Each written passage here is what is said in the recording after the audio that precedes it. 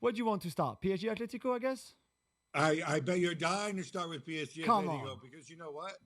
It's not just Inter who are bad and get spanked by Paris Saint Germain. It's of course Atletico de Madrid as well. Jules, I've been out there now a couple days. It's really interesting so far. It just doesn't feel. I'm being honest. Right? I'm telling you what I see. I'll be going to my first game in a few hours tonight. Flamengo against Esperance. It doesn't feel like a big event. Maybe we were colored by our experiences in Qatar or at the Champions League final when there's signage all over the centers of town. But here in Philadelphia, which is like a game every other day, yeah, there are fans on the street, but you don't have all those signs. You don't have any of that. It just feels like this competition was thrown together very quickly. Yeah, which we said before, but maybe it will grow. Let's hope it grows because so far it's been good on and off the pitch. I think. Yeah, and we're going to start with the champions of Europe, Who's that again? Paris Saint Germain. Hey! Fun fact, Jules, about this is that, and we've been through this, and there's reasons for this, but Paris Saint Germain had already qualified for the Club World Cup. But if they hadn't, and they had won the Champions League, they wouldn't be here. Yeah. But as it happens, they are. They took an Atletico Madrid, and I'll tell you what, Atletico Madrid didn't look like the side that had time off and had time to prepare for this competition. Paris Saint Germain did not look like the side that are supposedly tired and having played late. I thought they really took the game to them and pretty much ripped them apart. Yeah, I thought it was an outstanding performance. I wasn't sure really because there was no Ousmane Dembele who's picked up that little injury with France, who should miss as well the Botafogo game, so the next game in this group stage. There was no breaks really anywhere for those players because after the Champions League final, they went with their national teams and they played, and then they went straight from there to the US. They arrived on Tuesday, and I wasn't sure if they would be sharp, if they would be ready, if maybe they would just need a game to get going again.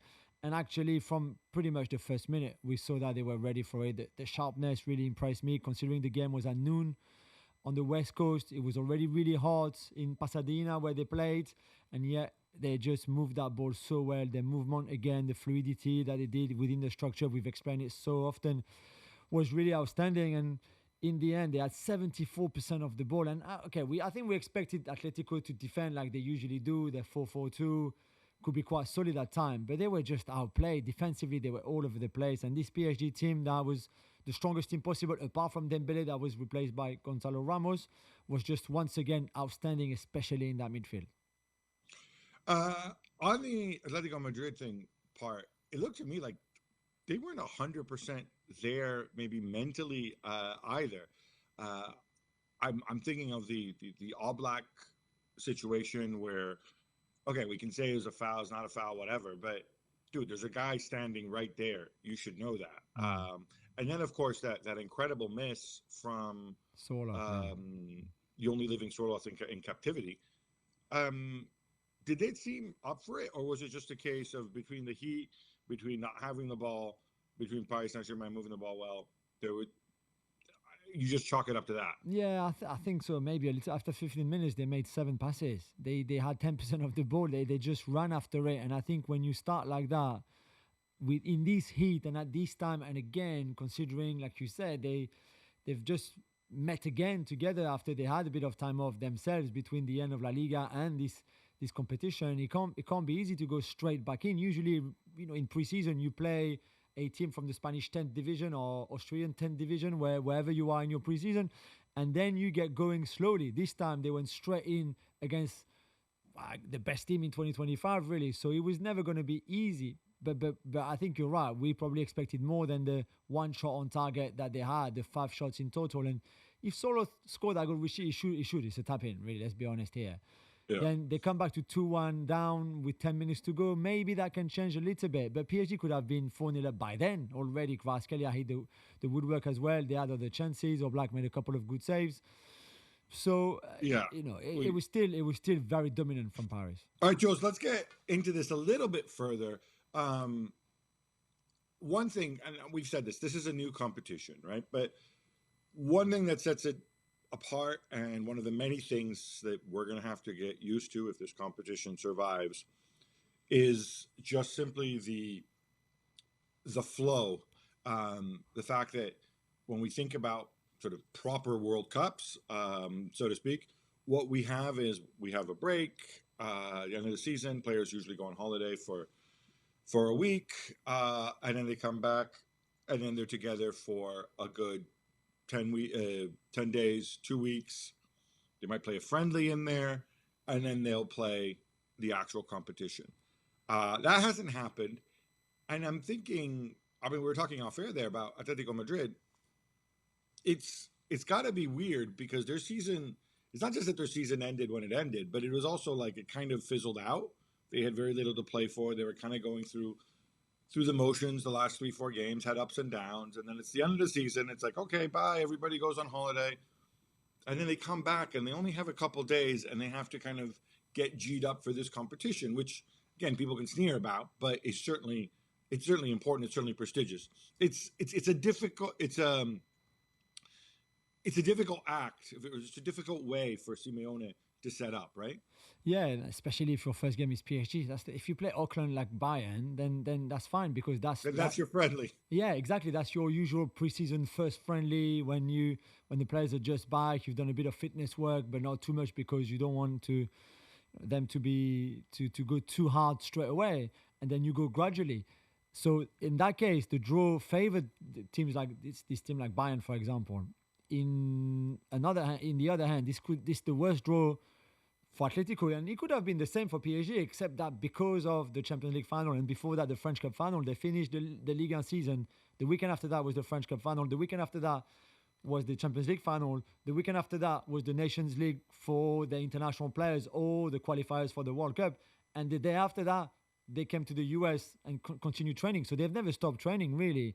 It's much harder, obviously, for a professional player at that level to stop on holidays. Even if they don't really stop, they keep running, they do a bit of fitness work and gym work, all of that, but it's still not the same. And then to go again, especially for a game like this at that time, in that heat, against a team like that plays so well. I mean, PSG made 3 times more passes in the game than Atletico Madrid. Yeah, this just says it all. All right. You're rubbing it into Atleti. I'm just saying. Sounds very nice. But Atleti also, they weren't very happy with some of the officiating decisions and the way things went. Yeah, that's right. We heard Koke saying like, "Oh, everything went PSG's way. The referee was not good." I think Simeone was a little bit frustrated as well with that. There was a goal disallowed for Julian Alvarez. Where I think it was the right call. There was clearly a foul before on the way that then led onto the goal, but it's just you just got spanked, and I just don't think it's nice for them because now also they find themselves under pressure going into the next 2 games. Okay, they play Seattle next, but then they will have Botafogo, and it might all go down to that Botafogo game, which with the goal difference as well, it could be tricky to manage for them. So you can understand a little bit. I was a bit more disappointed by Simeone saying, well, PSG are a great team. They're young, but look at, they were looking for a left winger in January, and what did they do? They spent 70 million on Kvaratskhelia, and basically saying when you can do that, it's like you kind of cheating a bit. I mean, this is an Atletico team that has cost a lot of money. Not even looking at Joao Felix or other players that Simeone has bought in his time at the club that cost a lot of money too. So I'm not sure that comment on spending 70 million on a player was really valid from him. Shots fired. I think what I might say is that it's maybe a little bit out of date in the sense that it's not this team is built with a shoestring. And even this narrative, Jules, of, oh, look, they have all these they decided with young French players. I mean, there were, 2 French players in the starting lineup that started the Champions League final. So it hasn't been immediate. What they have done, they have spent money, just that they've changed the model, spending it on younger players. And also one other thing, which I think a lot of people seem to forget, and it's partly our fault. I haven't really spoken about it, but the 2 teams in the Champions League final, Inter and Paris Saint-Germain, for different reasons, both of them were under financial fair play settlement when they played that game, and they have been all season because of breaches of financial fair play in the past. Yeah. So they were both under restriction, I mean, if you want, you can say the difference is that if Paris Saint-Germain hadn't been under restriction, they could have chucked a ton of money around, whereas Inter probably couldn't have if they hadn't been under restriction. But, they both had these limits. So, yeah, the Kvaratskhelia comment, I think, frankly, is a little bit silly because you could also turn it around and say, oh, yeah, and then Paris Saint-Germain's most expensive and highest paid player also left the club on a free transfer, right? So you could turn it around and move to Madrid, funnily enough.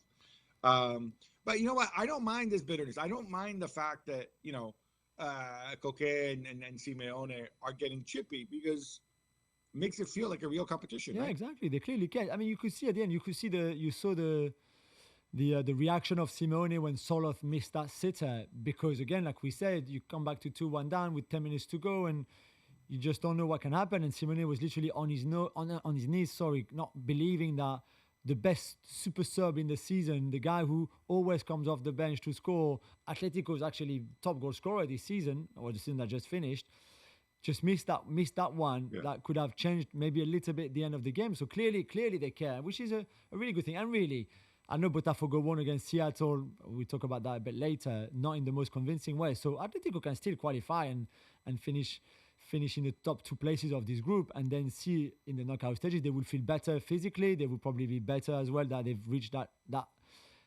stage, and that the money will also come in, and they will have more training together. All of that. So it's just one game, obviously. I'm going to leave with these 2 thoughts. One, to Sorloth, thank you for you could have had you could have missed your sitter against Italy a couple of weeks ago. No, you had to miss it in this game. That's kind of annoying.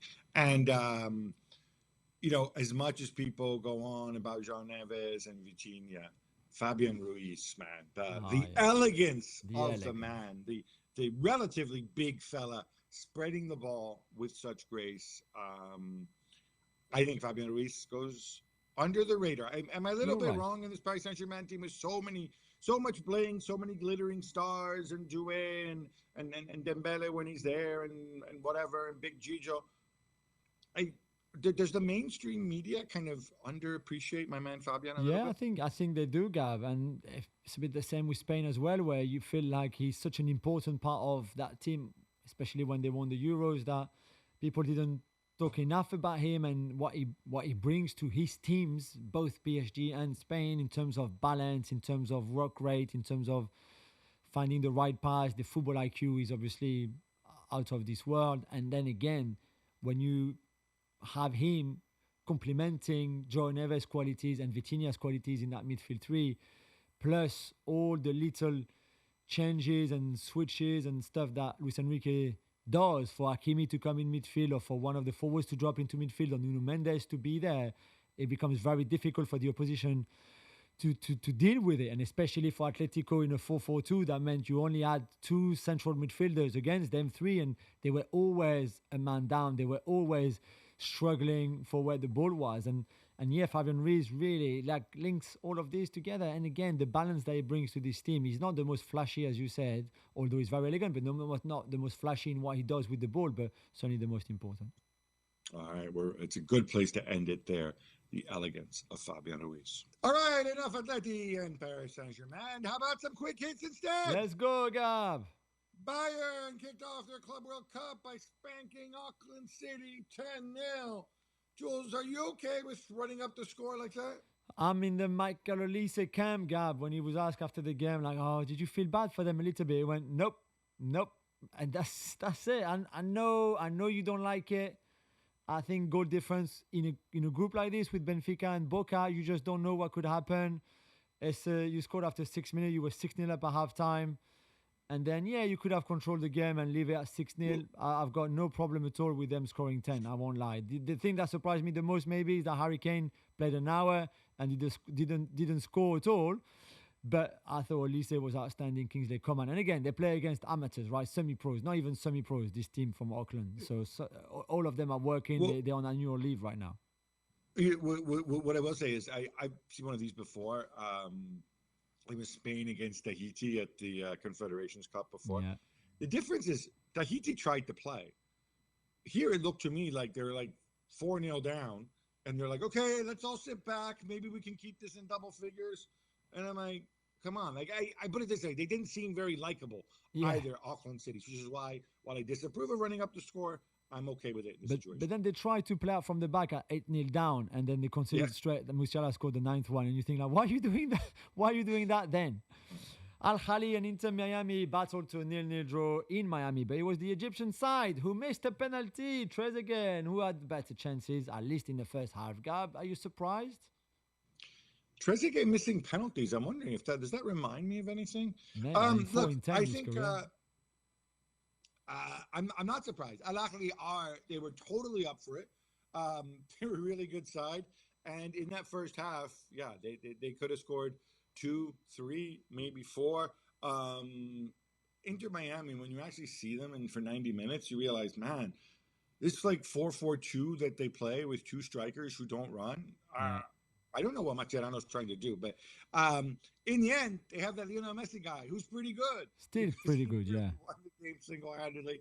He had that long shot, and they had the counterattack at the end. Could have gone either way. Big performance from both goalkeepers. RefCam is the innovation in the competition. Jules, it's a gimmick, but I like it. Do you? I like it a lot, Gabby. I mean, some really love it, and I was like, okay, let's not get carried away here. This is good. It's a bit jumpy when you're watching it, but I think it's good, and I think it's good because maybe for some people who are just watching the game and things, because TV makes it slower and easy, it looks easy.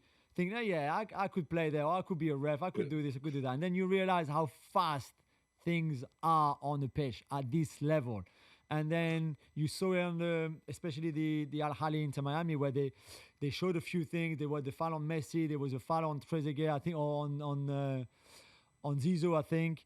And you realize that the referee has to make that call so quickly because the game is literally 1,000 miles an hour. And I don't think, apart from that ref cam, you don't really see it when you watch on television because, again, the cameras and everything seems to slow it down. So I think he's great for that. I think people will understand a bit more how difficult the job of a referee is too. I'm surprised they didn't think of this sooner. Yeah, I agree. And Gabi, looks like Rino Gattuso will be appointed Italy coach. Is it a good idea? Okay, so wouldn't have been my choice, as you know. It looks like this is now going to be confirmed probably by the time we do the next show, but seems like everything is lined up. But he's very motivated. You can say that. He's not the caricature, the guy who screams.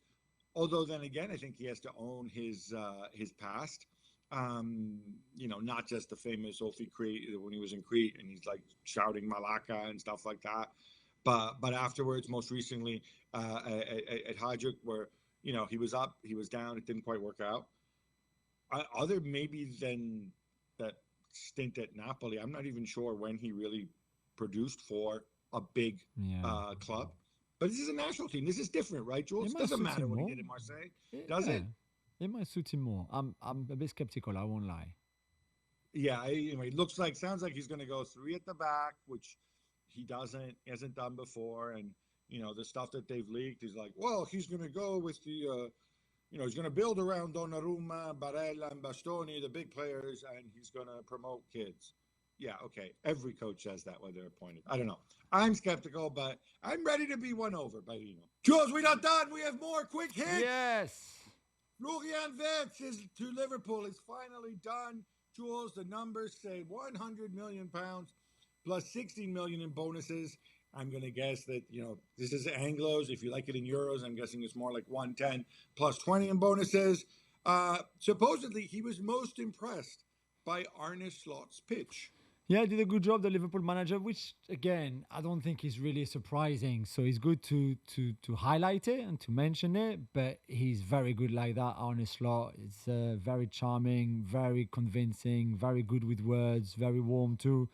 And I'm not surprised that Wirtz was really liked what he heard from him, the project, the plan, also joining a team that was by far the best in England this season, just to make it stronger and to make it better. There's a few things, obviously, that we will keep an eye on, and there will be one football for Mo Salah and Florian Wirtz, and you can't split it in two. So this is a team that was built for Mo Salah. Is he going to build for Salah and Wirtz?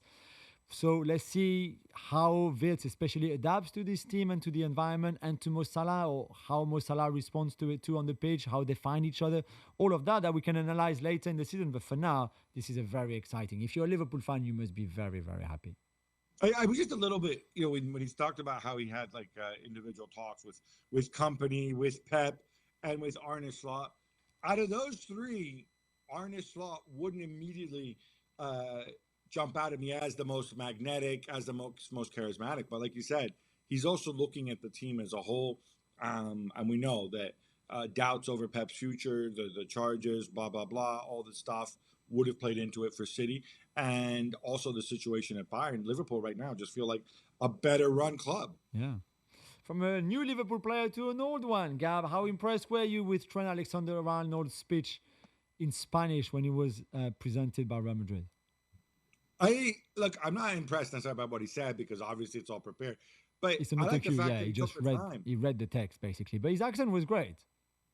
The accent sounded fine to me, but he took the time to do this. I don't know. Are you cynical about this, Jules? No, I'm not cynical. It's just I just want to remind people he was reading an auto cue. This is not him, learning Spanish already and by heart being able to deliver that. But the accent was great, and some people in Liverpool have been saying that he'd been learning Spanish for 18 months.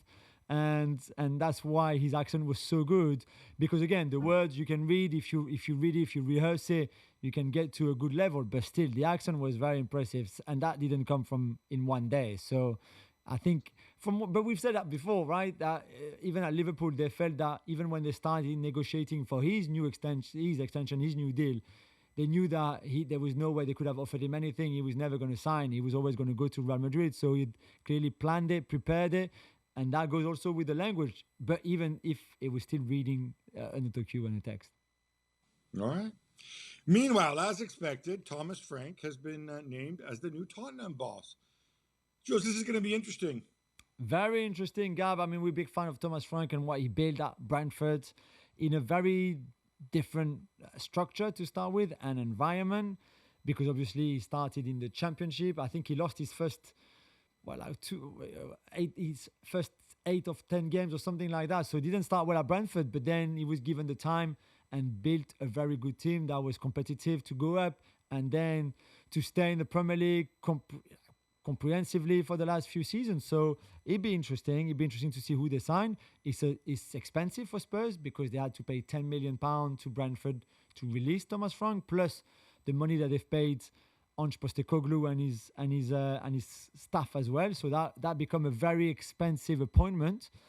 But they believe that he could do a really good job, and I agree. I think he's a very good coach, very good in his structure, in how he organizes the team and everything. So let's see. But I think he's quite promising from a Spurs point of view. I'm just curious to see how he deals with. It's not that at Brentford he was dealing with a bunch of no names, but there were a lot of people who were signed at Brentford, where they took a lot of care in establishing their character, who were more humble, who were going to use Brentford as a stepping stone.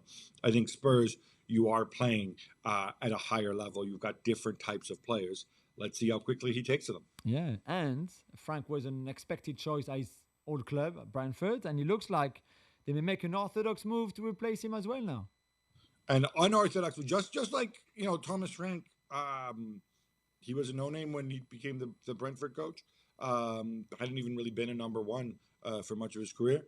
Now, all of a sudden, according to the papers, it's being pitched as Scott Parker, who is the opposite of an unorthodox choice. Yeah. And I don't think we'll get the gig, because he does not seem to align with Brentford, from what I can tell, unless Brentford tried to go in a totally different direction. And the other one is Keith Andrews. Now, this is a little bit unfair, because I looked at some of the headlines, and they're presenting them like, "Oh, Keith Andrews, the set piece coach." He's not just the set piece coach, right? Yeah, he looked after set pieces, but he was Frank's assistant.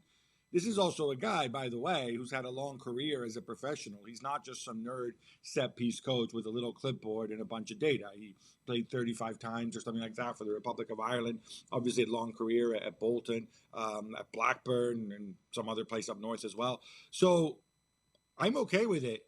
All they're doing is going in-house for a solution. I'm not even going to bother asking you that you would take Andrews over Scott Parker, right? I am. Let's say I'm not a Scott Parker fan. Yeah, let's leave Let's it at just that. leave it there. The USA may have looked poor in their Gold Cup warm-up friendlies, but they look sharp in thumping Trinidad 5-0, Jules. Yeah, they did. They look really good. I mean, Trinidad and Tobago are ranked 100 in the FIFA ranking, so it's not like they beat a top 10 team. But you're right. After the last two games and the lot of criticism and the lot of controversy, they started on the front foot. They were very good from the start. Malik Tillman, Diego Luna, fantastic. In this young team that will face obviously tougher opponents, and actually they play Saudi Arabia in the next game. Yeah, you're right. You've heard properly. That's the Gold Cup based Saudi Arabia, who's been invited as a guest, and that would not be the same story you would think about than this game. But you just had to start well, and that's exactly what they did, and that will bring some momentum, some confidence, and probably push on the side a little bit the controversy that we've had so far. And this controversy, Gabby, comes with Christian Pulisic, and it won't go away because he said that he didn't understand why the US coach Mauricio Pochettino would not let him join the squad, the team for the two friendlies that we had before the Gold Cup, but then not for the Gold Cup because he didn't want to play, he wanted to rest. So Poch fired back, obviously he did, saying that it's not his problem if Pulisic doesn't understand. Yeah, I would say it is your problem because this is your best player. And he tried to, I'm going to put it this way. Pochettino missed a great opportunity to just keep his mouth shut on Pulisic. It doesn't matter. Pulisic isn't there. Go and win the Gold Cup with the players you have. And he's not the only one. Obviously, there's a lot of senior players aren't there. Go and show what you can do. And then people will come to their own conclusion that maybe you don't need Christian Pulisic. Now, going back to the beginning, this is so stupid. Christian Pulisic is worn out. He's played a ton of games in the last 2 years. He was injured for much of the season. He needed the time off at Milan, but instead he had to play off it with painkillers because they needed him. He didn't want to play in the Gold Cup, right? So you make your decision, that's fine. But to then go and double down on this now with Pochettino saying, oh, he doesn't need to understand it, he just needs to follow orders. You guys keep saying Pulisic is the best player. He needs to perform, he needs to show it. I'm like, really? Pulisic needs to show he's the best player? Like, you made your choice. You wouldn't let him go in those two games. I think maybe even probably the right choice. So you could look at other people. But you don't need to rub it into him. This is not a fight that's worth picking right now, Poch. More Spurs. Matisse Tell's loan move has been made permanent, Jules. ESPN reports the deal is worth 40 million euros, including bonuses. I'm assuming this includes a 10 million down payment loan fee in January. Is this money well spent? Well, I think time will tell, Gabby, because if you look at the stats and his performances during his loan from between January and May and the 3 goals that he scored, I think in 20 appearances in all competitions, doesn't look like that, I guess. Although I think there's potential. He's only 20, just turned 20 last month. Initially, the buyout clause was 60 million euros. They negotiated that down, which I think is good. 40 is probably more his valuation right now, so I've got no problem with it, but he just will have to show it, and again show that he can perform and that he's worth it. Yeah, I don't think I think they have other players. You have to really like him if you're going to do this, and I'm just wondering to what degree Thomas Frank was involved and to what degree this was all kind of decided earlier. Yeah. It's not just Theo Hernandez. Liverpool's Andy Robertson now also linked with the Atletico Madrid left-back job, Gab. I find this almost comical.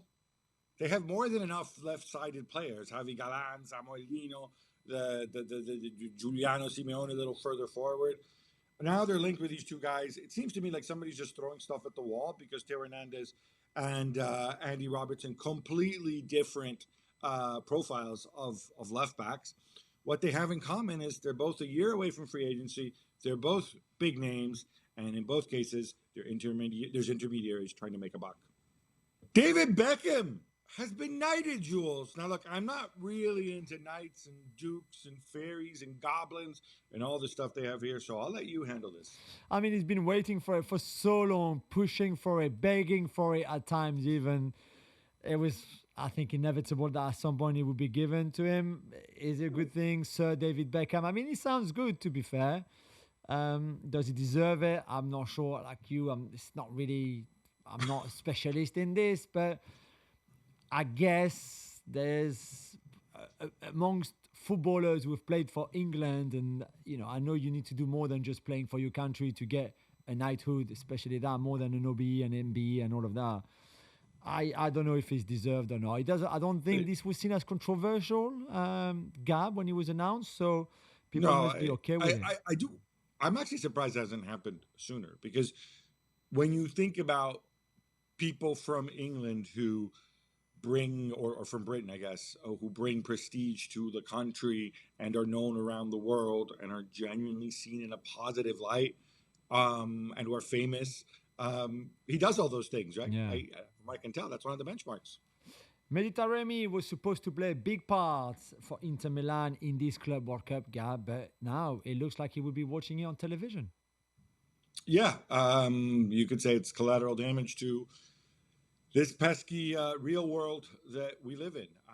And no, it has nothing to do with the ban on people traveling from Iran, because while he is Iranian, it was a carve out for athletes and team delegates and stuff like that. So it's just simply that because of the political situation, the missiles flying back and forth between Israel and Iran, the airports are all shut. He went back to Iran to visit relatives, and it looks as if he's stuck there. Inter might try to see, once the situation calms down, if he can join later in the competition. But I think it's just a reminder that a lot of us who live in parts of the world which are peaceful, maybe it should be a reminder not to take all of this for granted. Erik ten Hag reportedly thinks Justin Kluivert is the right guy to replace Florian Wirtz at Bayer Leverkusen. Does this make sense to you, Jules? I really struggled, Gabby, to put Florian Wirtz and Justin Kluivert in the same sentence for the same position in the same, in the kind of same club. Is he a good player? Sure he is. Is he at the level of Florian Wirtz? Absolutely not. But then again, not many people are right now. And if you buy a Leverkusen, it's not about finding somebody who will be as good as Wirtz now coming in and playing into his position. I guess I get that. It would be to get somebody that at some point can get to a level as close as possible as what Florian Wirtz was for you. I'm just not convinced that Justin Kluivert is your guy. And also, because as we know, Bournemouth are very good at business. I think it would cost you quite a lot of money to go and sign Justin Kluivert. And I refuse to think that there are no other options than Justin Kluivert if you are by Leverkusen right now to replace Wirtz. Yeah, it's just a different profile to Florian Wirtz as well. Like, leaving aside, he's not as good and he's older and blah, blah, blah. But hey, at least Erik ten Hag is thinking. Yeah. Meanwhile, Alejandro Garnacho keeps getting links with Napoli. Gab, is he that much of a Kevin De Bruyne fan? Yeah, his dream is teaming up with Kevin De Bruyne. Now, okay, so I'm thinking strategically right now. This Garnacho thing has been going on, as you know, since January. I think if you're United, you're encouraging this because you want to flush out other potential buyers. Yeah. The fact that he's on a low salary, the fact that he's still very young, the fact that he's, he has good numbers when he plays, despite all the haters and critics at Manchester United, suggests that United probably think that they can get, maybe they won't get 70 million, but maybe they'll get 60 million or 50 million. Napoli aren't going to go that high. So they're trying to flush out other potential buyers. That's what they're doing. What's all pretty obvious, though, is that his time at Old Trafford is up. Rosenborg wunderkind Sverre Nypan is on his way to Manchester City for £12.5 million.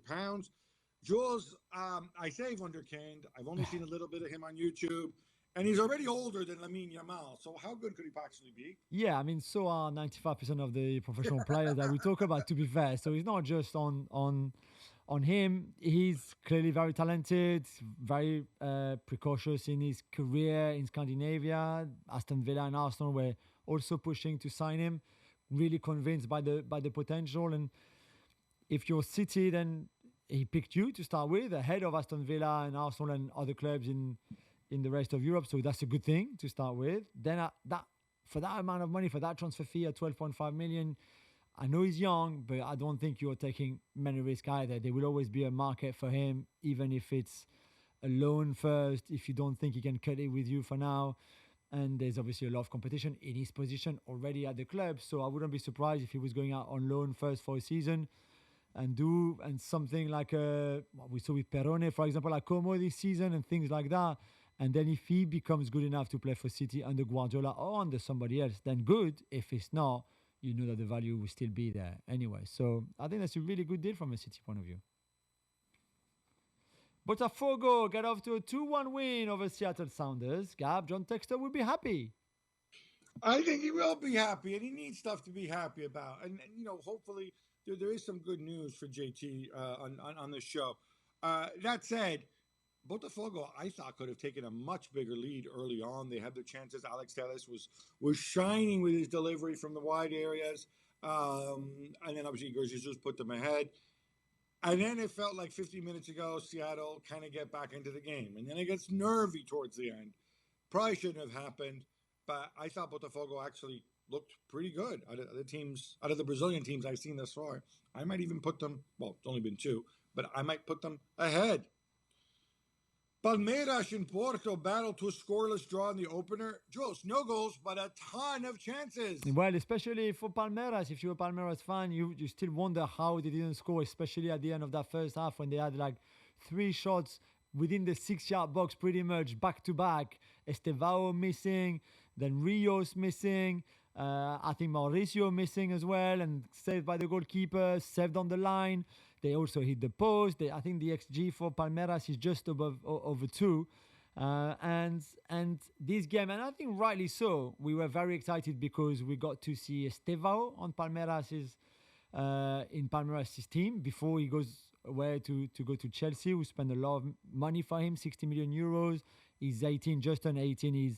He looks clearly very talented with that left foot, but still young and still quite lightweight, really, when you think about him in the Premier League. So it'll be very interesting to see. And on the other side, Rodrigo Moura, of course, the new wonder kid of Portuguese football, also just turned 18 2 months ago. Also clearly very good, very talented. Neither of them really had the impact I was expected, or maybe not expected. Maybe that's a bit harsh or putting too much pressure on them. But the impact that I wanted them to have on the game, but you could see on the touch, on a turn, on a piece of dribbling, how good they are already at that age, at 18, and how good they will be. Then you can debate the 60 million euros from Chelsea for Estevao, if it's right or not, if it's a bit too early or not. We will see. We'll need some time to adapt. But it was good to see them facing each other because they are clearly the future of world football. Gab, about some more texter time. It's time! It's time! It's texter time! Good news for JT, but more good news for Crystal Palace, frankly. UEFA have asked for more documentation, more evidence about Crystal Palace's ownership structure. And we think that this is a positive because they wouldn't be asking this if they didn't want to get a sense that actually this is not multi-club ownership between Crystal Palace and Lyon. Texter's just a guy who's a shareholder in Palace, really has not much say at all, and therefore Palace should be allowed. Like I said, they were stupid about the way they went about it. There's a whole situation with Texter is frankly unsustainable, and I think they'll be very happy when Texter's gone. There's suggestions again that they're going to buy him out, gone from Crystal Palace. But it really would be cravenly unfair, in my view, if Palace weren't allowed to compete in the Europa League, even though that's what the rules say. But hopefully there's a solution there. We're all rooting for this. Do you know if JT is in the not US? Because of Palace fans, but just because it's the fair thing to do. Do you know if he's in the US? I didn't see him shown on TV at the Botafogo game, I think. So I wondered if he was there with his cowboy hat. I don't know. I will look out for him, though, in case I bump into him. He may have some business to go back and do with back in Europe as well with some of his other clubs. So stay tuned. Maybe he needs to go and sign the paperwork for Palace. Villarreal Cierno Barry, who is most definitely not Paris-born and bred, but is a France under-21 international, is reportedly a 40 million euro target for Everton. Jules, reasonable price? It's hard to tell. Sometimes I watch him and I think yes, he's worth that. He's very good. Clearly, there's big potential. It's quite a great story because it's not the usual path. And I know we say that often with some players. Your usual Thierry Henry or Kylian Mbappe kind of pathway. He had to go to Switzerland, did really well in Switzerland. That's where Villarreal, who, as we know, are very good at scouting, scouted him. He comes to La Liga and has not really, was never going to start the season, but yeah, has a very positive season. I think scored 11 goals in La Liga. Really good. He's strong, he's quick, he's good technically, he's decent in front of goals. There's still a lot for him to learn and improve, as we saw with the France under 21 team that he rescued massively on Saturday night against Georgia at the under 21 Euros, scoring the winning goal. But before that, he scored another goal where he was offside and could clearly have avoided to be offside. So there's still work to do, but he's a very interesting player, that's for sure. And 40 million euros, yes, is a lot of money for a young player, but I think you also see the potential. And if you don't get him now, soon, I don't think he will be gettable for a team like Everton. So it might not be a bad thing to bring him now, to be fair. And he's a big dude, yeah, too. Yeah, he's strong, really strong. And from Lyon are producing, not that he went the Cherki or Lacazette or Benzema way, but still, it's not just Paris born and bred. Lyon born and bred are pretty good lately. More good news for Jim Ratcliffe, Gab. Is it good news? Tottenham are suing Ineos, so his company, after he rescinded a sponsorship deal that Spurs had with Ineos Grenadier SUV, the cars. One day I was going to Spurs Arsenal, the derby, and I was in my car because I don't live too far from the Spurs stadium. I was driving in, and who was behind me at the lights? James Maddison in his Ineos Grenadier. Are you serious? Yeah. Because literally, I think he's probably the only person I've ever heard of who owns or drives around in an Ineos Grenadier or Grenadier, if you prefer the alternate spelling, which is probably what Jim Ratcliffe calls it. Ineos make chemicals, yeah? Yeah, that's right. And they have a racing team. Also, petrochemicals? Yeah. What are they doing with cars? I never understood that. I never understood the sponsorship with Spurs. In the end, whether they're allowed to end it early or not, that's a matter for the lawyers, what's written in the contract. Certainly, Ratcliffe's camp say, oh, no, we were allowed to end it early. And of course, if Spurs find lawyers who say, yeah, you can go ahead and sue them for ending it early, then we know Spurs are going to do that. But this whole thing to me seems so bizarre, and it seems so bizarre that, you're running one football club, but you're sponsoring another one. It's a good thing it's over. But yeah, I would love to hear if anybody out there has actually bought one. They look like the Mercedes G-Wagon, So I don't know if you've seen one, but yeah, they're similar like that. They're like army vehicles kind of thing. Okay, yeah, that sounds very cool, just like Ratcliffe and Brailsford. Gio Van Bronckhorst is on his way to replace Johnny Heitinga in Arne Slot's staff at Liverpool. Jules, are you surprised? I'm not surprised. No, obviously two ex-Feyenoord manager, both with great success. Van Bronckhorst actually started in a way the cycle for then that Slot then took over in 2019, I think, and Van Bronckhorst won a title. He won a Dutch Cup as well and a couple of Super Cups, I think. Did well. After that, it got more complicated for him, whether it was in China, in Scotland, or even in Turkey, where I think he just lasted 6 months or 4 months. So hasn't always been that great for him as a number one, and maybe he feels, number two is probably what I enjoy. I want to work with Arne Slot. They know each other quite well. You are joining again a team very much on the up, where you can still learning. He's still young enough to then go from that to a number one position like Johnny Heitinga has done with Ajax. So I don't think he's bad at all. And if your Slot is another one of your compatriots, somebody that you can trust with great knowledge, having been a great player, of course. So I think it'll make sense for everyone involved in this. But I think, okay, let me ask you why I say if it makes sense. It's not so much Joe's ability, it's just that I think there's a humility to Van Bronckhorst, because let's face it, you're a great footballer. You were, 12 years ago, you were managing one of the top three teams in Holland, and with some success, right? For 4 or 5 years, you did that.